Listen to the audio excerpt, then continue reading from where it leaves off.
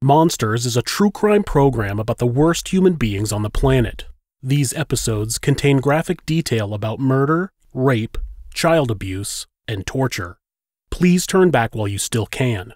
Viewer discretion is advised. If you'd like to support the show, you can go to our website, thisismonsters.com/support. There you can find ways to support this show, as well as see a list of charities that help victims of violence.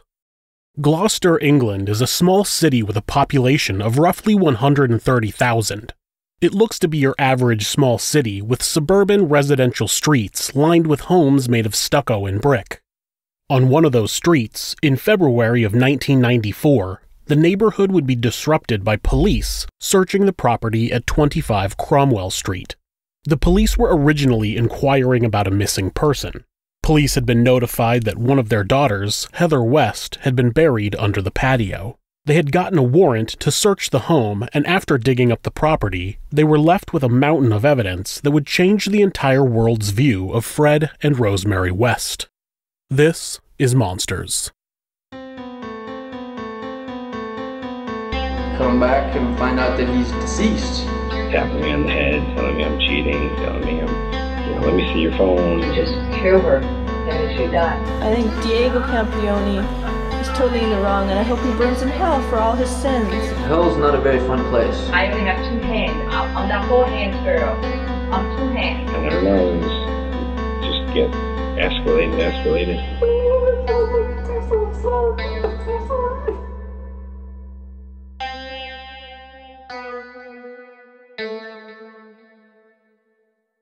Fred West's first wife was Rena Costello. They married in 1962 while Costello was already pregnant with the baby of an Asian bus driver. The couple claimed that Costello had had a miscarriage and that the mixed-race baby, Charmaine, was adopted. Rena gave birth to West's first child, a daughter named Anna Marie, in 1964. West treated the children poorly and added bars to the bottom portion of their bunk beds so he could keep them locked up, only allowing them to be out while he was at work. West eventually admitted to having multiple affairs, and even fathering a child with another woman. When Rena learned of his infidelity, she started having an affair with a man named John McLaughlin. West responded to Rena's infidelity by punching her, which, understandably, caused bruises. Costello and McLaughlin continued to see each other for some time, and any time McLaughlin saw bruises on her, he would go and beat up West. One time, McLaughlin witnessed West smack Charmaine when she asked for some ice cream, and he proceeded to beat up West. John McLaughlin was interviewed about Fred West, and he recalled that the man wasn't as quick to assault men as he was with women and children. He said, quote, "He couldn't tackle a man, but he wasn't so slow in attacking women," end quote. In 1965, while living in Glasgow, West ran over and killed a young boy. Even though he was cleared of all wrongdoing, he was afraid of the backlash from the community, so he moved to Gloucester with his two daughters. He rented a caravan, and a few months later, Costello, their longtime nanny, Isa McNeil, and her friend, Anne McFall, moved in with them. Within the year, West began abusing Costello and McNeil while encouraging his wife to begin prostituting herself in order to supplement their income. It was also believed that he was sexually abusing his stepdaughter, Charmaine. This eventually ended with Costello trying to have McLaughlin and a friend come rescue her, McNeil, and her children. By this time, McFall had fallen in love with West, so she warned him about the plan. He showed up at the house when the plan was supposed to go down and called the police after McLaughlin assaulted him. The police made Costello, McLaughlin, and McNeil all leave. The children remained with West and McFall. In July of 1967, Anne McFall, who was 8 months pregnant with West's baby, disappeared. Costello had come back to live with them for the following year, but eventually left again. Rosemary Letts was the fifth of 7 children in a poor family. It's believed that her father molested her in her youth. It's also reported that once she hit puberty, she was fascinated by her own sexuality and would walk around the house naked in front of her brothers. She would also climb into her brother's bed naked and molest them when she was 13 years old. And there's this young lady sat on the step crying her pissing eyes out. It looked like a tramp. and I stopped almost opposite her before I actually seen her. And when I pushed the window open, you know, them great big windows, I pushed it open, and so I called her over. I said, "What's up?" And anyway, she turned around. She was fucking beautiful, and she was absolutely in rags, and her hair all matted, and the long fucking hair. And but she looked beautiful to me anyway. So I got talking to her, and I said, "Do you want ice cream?" "Yes," she said. So I made her up a bloody sundae, one of them big sundaes and that. And I said, "Well, come and sit in the van and eat and have it." And Jelly got talking to her, and I said, "You can come with me if you like for the rest of the day," you know. And then I got to find out what the problem was, that her mother was an alcoholic and her was selling her body for drink, hands. And I said, "Well, you got to get out of that, you know." I said, "I'll tell you what, I'll take you home with me." I said, "And I'll sort some of that for you." Anyway, I took her home and told Rena all about it. And Rena said, "Yeah," she said, "you can stay here, it's all right."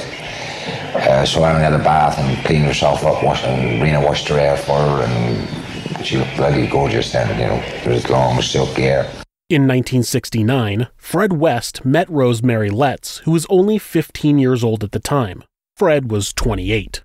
After a few weeks, she quit her job and became the nanny for Charmaine and Anna Marie. Even though her family protested her relationship with an older man, nothing they did kept their daughter away from West, and she eventually became pregnant. The baby was believed to be West's, but it's possible that Letts' own father might have been the baby's real father. Heather was born on October 17, 1970. Just 2 months later, West was sent to prison for 6 months for theft. While he was there, Letts was supposed to take care of all 3 children, but that's not really what happened. Sometime before West was released from prison, a neighbor brought her daughter by to play with Charmaine, but was told that the girl had gone to live with her mother. In reality, Letts had murdered Charmaine and stored her body in the coal cellar. Once West was released from prison, he buried the 8-year-old's body in the garden, near the back door of their flat. In August of 1971, Rena Costello confronted West about the whereabouts of her daughter. It's believed that she was also demanding custody of Charmaine and Anna Marie. It's theorized that West sexually assaulted Costello, strangled her, and then disposed of her dismembered body in a field. On January 29, 1972, Fred West lied on a marriage license in order to marry Rosemary Letts. The couple purchased a house and converted the upstairs into a bunch of rental rooms for them to supplement their income. Soon after, Rosemary gave birth to their second daughter, May-June. I know. She began working as a prostitute out of one of the rental rooms and advertised her services in the local classified magazine. Rosemary and Fred would engage in sex with many of the people who rented rooms from them. Mrs. West became pregnant multiple times by her clients, and Fred would tell the children their skin was darker because he had a black grandmother. One of Rosemary's regular clients was her own father. The couple began committing sexual assault together, starting with Anna Marie. Rosemary would tie her up and rip off her clothes before Fred would rape her. Rosemary would encourage him the whole time. They eventually hired a 17-year-old named Caroline Owens to be their nanny. After receiving unwanted sexual advances from Fred, she told them she was quitting. They developed a plan to abduct her while she was hitchhiking, and they brought her back to their home. She was drugged, gagged, and raped by both of the Wests.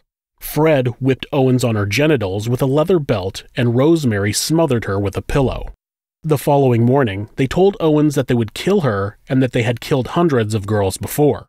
They then asked her if she would go back to being their nanny, and she agreed in an effort for self-preservation. She started doing some chores, but was able to escape and return home. At first, she was too ashamed to report what happened, but after her mother asked about her bruises, she broke down and told her about the attack. Owens's mother reported it to the police. The Wests were arrested and charged with assault, indecent assault, and rape. Unfortunately, Owens decided that she couldn't testify in court, and all the charges against the Wests were dropped. When Owens heard of the news that the Wests were set free, she attempted suicide. She survived and went on to testify against the Wests after their 1994 arrest. Between 1973 and 1975, the Wests abducted, sexually assaulted, and murdered 6 females between the ages of 15 and 21. 5 of the bodies were dismembered and buried in the cellar, and 1 was buried under the garage. After this, Fred poured concrete over the graves in the cellar and turned it into a bedroom for his older children. In 1977, a woman named Shirley Robinson started living in one of their rented rooms. She developed a sexual relationship with Mr. West and eventually became pregnant with his child. Rosemary was also pregnant at this time, and it seems that she began resenting Fred and Shirley's relationship. In May of 1978, Fred murdered Robinson and buried her body in the garden. In 1979, the Wests found another 16-year-old girl, Allison Chambers, to be their live-in nanny. After only a few weeks, she was also murdered, dismembered, and buried in the garden. Once Heather and May reached puberty, they became the focus of Fred's sexual attention. The girls would do whatever they could to not be alone in a room with their father, and they would only shower or change when he was not home. If the girls reported the sexual abuse to their mother, she would only laugh and claim that they must have deserved it.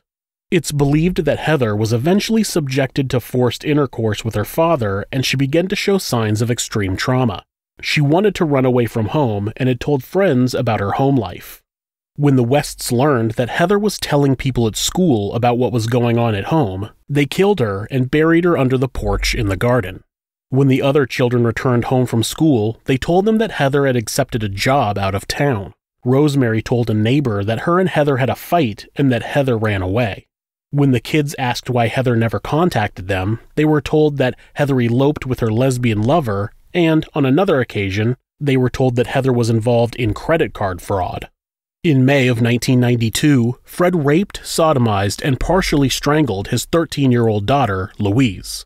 When she told her mother what he had done, Rosemary responded, quote, "Oh well, you were asking for it," end quote. Fred raped her 3 more times over the following weeks, one of which he filmed. Louise told one of her friends what her father had done, who, in turn, told her mother, who, in turn, told the police. 2 days after she had confided in her friend, the police searched the Wests' home under the pretext that they were searching for stolen property. Even though they found a number of sexual toys and almost 100 pornographic videos, they were unable to locate the video of Louise being raped. She made a full statement to the police and told them that their mother had been complacent with the assaults. All of the children were placed in foster care. The police began an investigation, and a medical examination found signs of abuse and sexual assault. Fred West was arrested for 3 counts of rape and 1 count of buggery, which is what they call sodomy in England. Rosemary was arrested as an accomplice and also charged with child cruelty. The police worked hard to gather more evidence against the couple, and during their investigation, Anna Marie told police that her parents would joke about burying them under the porch, like they did with Heather. When police questioned Fred about the location of Heather, he told them that she was alive and living as a prostitute. Rosemary wouldn't tell the police anything. Anna Marie also told the police that her mother Rena and half-sister Charmaine were also missing. For the second time, Fred was let off the hook for his crimes because Louise was not willing to testify, and Anna Marie withdrew her statement. The Wests were acquitted of all charges, but their children remained in foster care, and the police were determined to uncover the whereabouts of Heather, Rena, and Charmaine West. After discovering that Rena and Charmaine had gone missing in 1971 and were never reported missing, they were able to get a warrant to search the Wests' property. On February 24, 1994, the police started searching the home of Fred and Rosemary West in an effort to find their missing daughter, Heather. Fred had gotten scared that they would find the remains of the other bodies he had buried in the garden, so he admitted to killing Heather and burying her body under the porch, and offered to show them exactly where she was buried. He was trying to keep them from digging in other parts of the garden. He insisted that that was the only location where they needed to dig, but the police dug in other places around the property anyway and uncovered a 3rd human thigh bone. When questioned about the extra thigh bone, West admitted that there were 2 more bodies buried in the garden. After authorities decided to excavate the entire property, Fred West gave a note to his lawyer to give to the lead investigator. It read, quote, "I, Frederick West, authorize my solicitor, Howard Ogden, to advise Superintendent Bennett that I wish to admit to a further, approximate 9 killings," expressly Charmaine, Rena, Linda Goff, and others to be identified, F. West, end quote. He also revealed the location of Anne McFall's body. Rosemary was arrested originally on charges related to rape, but eventually Fred stated that she was culpable in the rapes and the murders. He had originally claimed that he had acted alone during his crimes, but after Rosemary rejected him and played the role of the grieving mother while he was in jail, he changed his tune. Frederick West, charged with 12 murders, has been found dead in his prison cell. The Gloucester builder was found hanging by prison staff. An inquiry has begun. On January 1st, 1995, Fred West committed suicide in his cell by hanging himself with a makeshift rope he made out of a blanket. His suicide note read, quote, "Well, Rose, it's your birthday on 29 November 1994, and you will be 41, and still beautiful, and still lovely, and I love you. We will always be in love. The most wonderful thing in my life was when I met you. Our love is special to us. So, love, keep your promises to me. You know what they are. Where we are put together forever and ever is up to you. We loved Heather, both of us. I would love Charmaine to be with Heather and Rena. You will always be Mrs. West all over the world. That is important to me and you. I haven't got you a present, but all I have is my life. I will give it to you, my darling. When you are ready, come to me. I will be waiting for you." End quote. Underneath the note was a drawing of a gravestone with the words, quote, "In loving memory, Fred West, Rose West. Rest in peace where no shadow falls. In perfect peace he waits for Rose, his wife." End quote. Rosemary West has been convicted of 10 of the most horrific murders in British criminal history. "You will never be released," the judge said, "if attention is paid to what I think." Rosemary West was eventually charged with 10 counts of murder. The jury found her guilty on all counts, and the judge sentenced her to life in prison, emphasizing that she should never be released. She appealed the ruling, but the Court of Appeals refused to even consider her application. She will die in prison. If you like this video, please hit subscribe, click like, or leave me a comment.